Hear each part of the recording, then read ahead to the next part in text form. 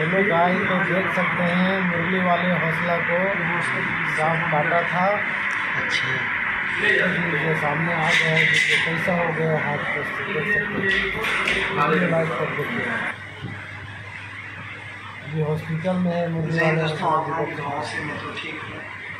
दोस्तों कल शाम को मैं घर आ गया हूँ, बीच में बेड रेस्ट पे हूँ और लगभग 1 हफ्ते में बेड रेस्ट पे रहूँगा। बहुत सारी कैसे क्या हुआ, दवाइयाँ मिली हैं मुझे, मैं पूरी तरीके से ठीक हो जाता हूँ। हालांकि अभी भी हमारे पास बहुत सारे रेस्क्यू का फ़ोन आ रहे हैं, तो मैं माफ़ी चाहता हूँ, मुझे 1 हफ्ते का मौका दीजिए। मैं जैसे ही ठीक हो जाता हूँ फिर आपकी सेवा में हाजिर हो जाऊँगा। और